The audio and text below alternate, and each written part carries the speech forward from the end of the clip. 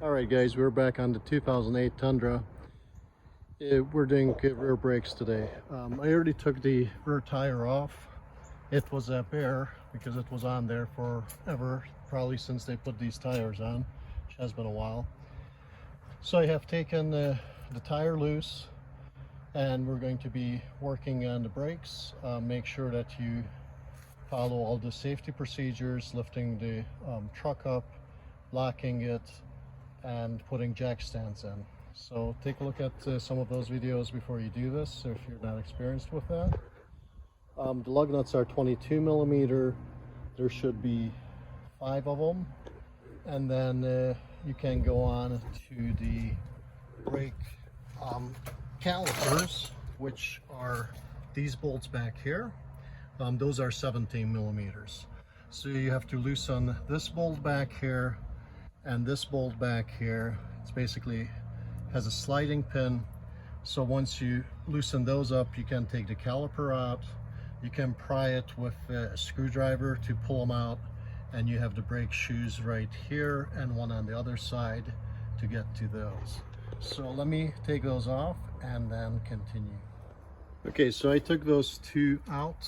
These are actually, you can see those are sliding pins.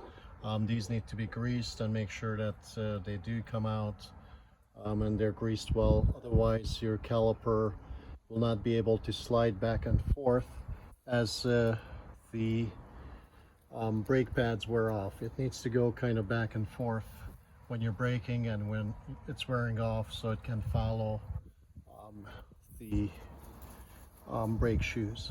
So what you can do here is you can get behind here and pry these off. As you can see, that's not the best way to do it because you want to have this supported. Also, you can set it on here for right now temporarily, or you can set it to the back. But this wheel cylinder itself, you need to push back with a C-clamp, which I'll show you in a minute here. But in the meantime, we can take a look at these brake shoes, and these are pretty worn down. As you can see, there's not much beef at all left on them.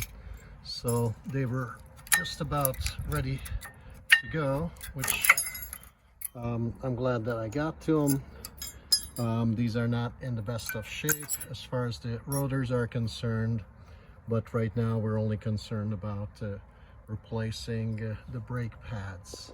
We're not going to be replacing the rotors. They should be replaced or turned.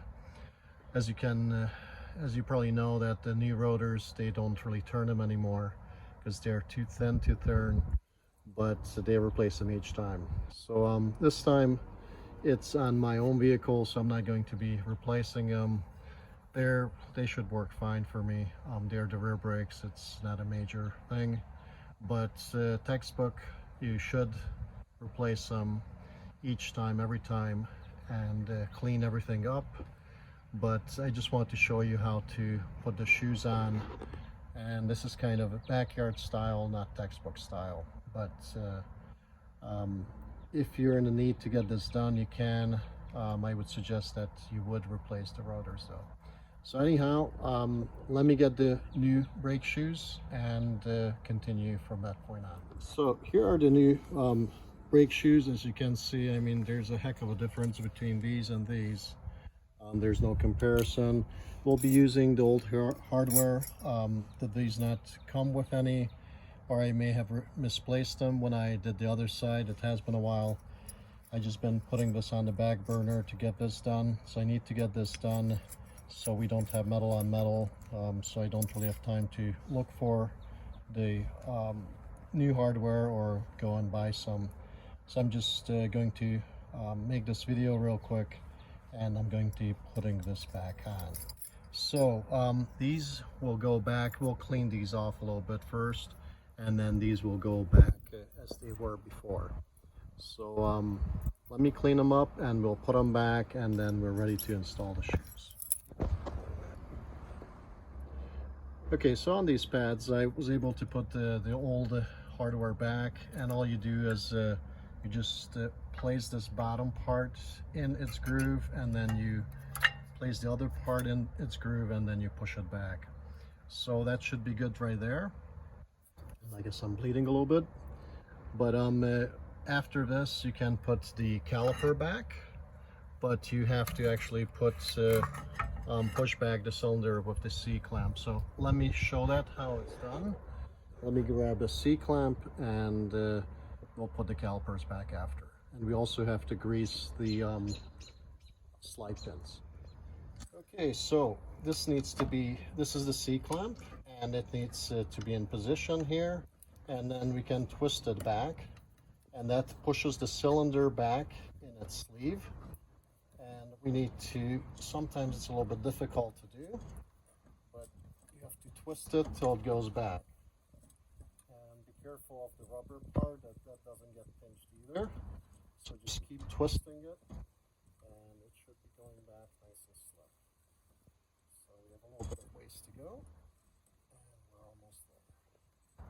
So try to push it in till it bottoms out, and once you have it in there, make sure the rubber part is in well also, and then you can loosen this up.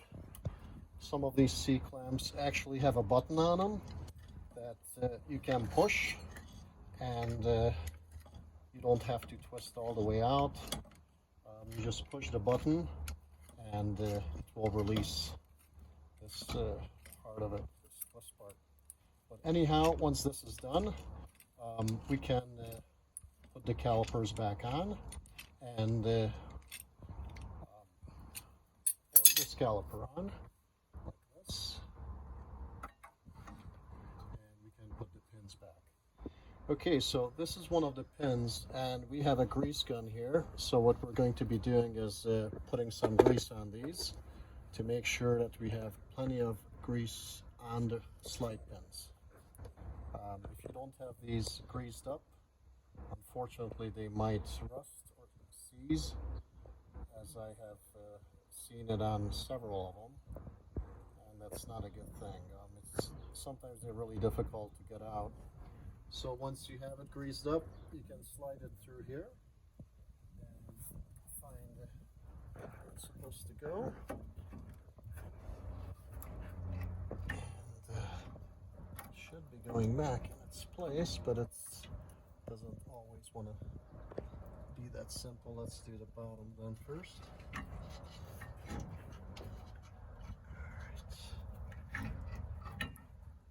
Okay, we don't have these lined up. That was the problem here.